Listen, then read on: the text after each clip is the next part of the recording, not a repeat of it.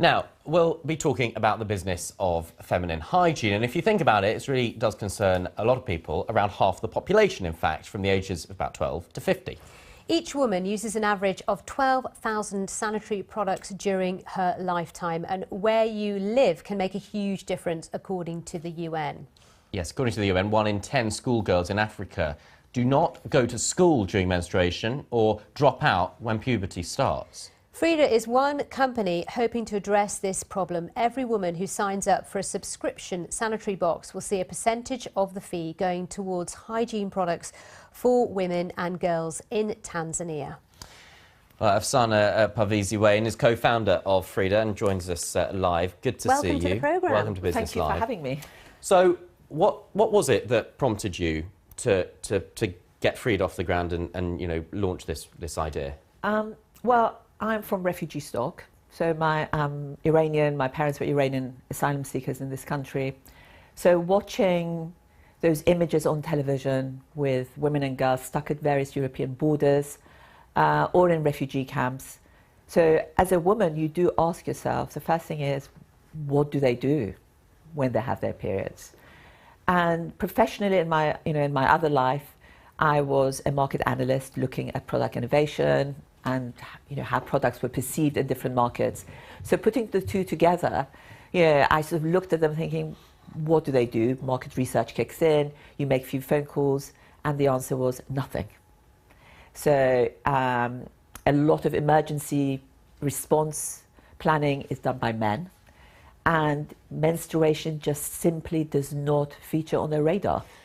So you go from that point of compassion, as it were, yes, to starting a company. Just talk us through that journey, because this area of feminine hygiene is completely dominated by the big pharma companies.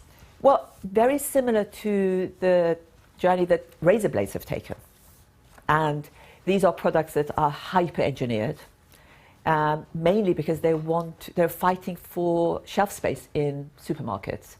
If you look at period care products, what they give you is significantly more than what a woman physiologically needs. So therefore, looking at it, thinking, okay, let's look into what goes into these products. And I suddenly realized there was a complete lack of ingredient transparency.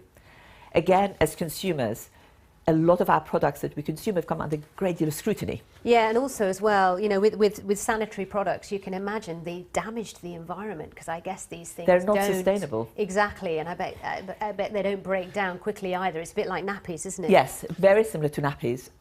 Yes. Sorry, just wanted to ask. I mean, it's a subscription service, isn't it? And percentage of the fee goes to supporting the project.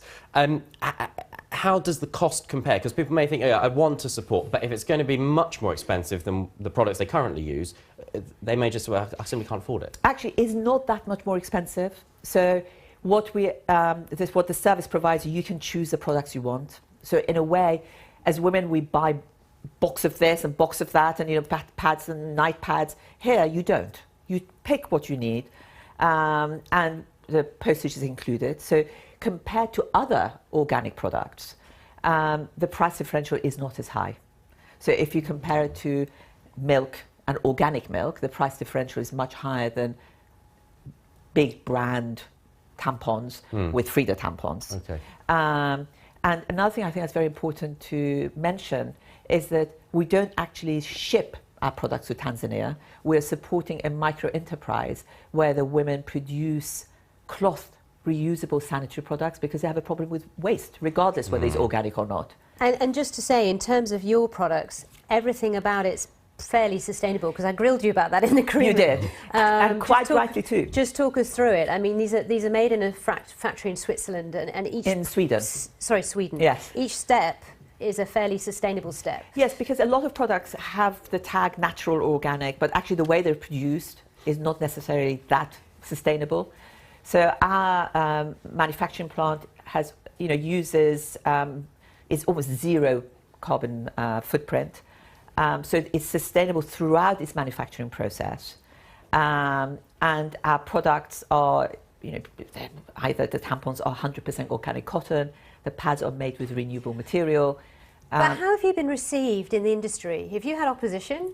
I'm assuming, or not. Are they not concerned by you at the moment because you're very small? We're very small, and the market is massive. I mean, it's 3 big brands. And we just want to be an alternative.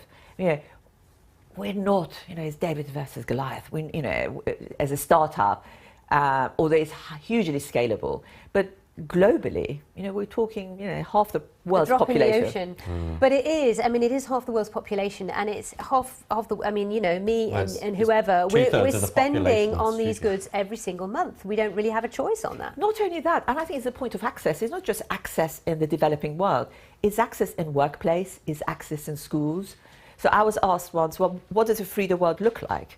Well, the Freda world, for me, is if, once my daughter's daughter goes to work, or even when my daughter goes to work, I want them to think, oh my God, my mum used to have to carry her own tampons to work, right? Because we don't carry our own toilet paper. So why on earth are women expected for something that's very natural to be their own responsibility? And how much of your ambition is that you'd not just provide the products to women in the developing world, but also, some of the education that to get rid of some of the the prejudices and stereotypes and the taboos? Well, the project in Tanzania that we're supporting, so they go into schools. We buy those pads from these women who make them, and so they get menstrual health education, and then they get these pads free of charge. So it's education and delivery of the product together. Okay. It's been fascinating. Yeah. Thanks for coming in, Affi. Well, telling us all about your company. Thank you for having me on this programme.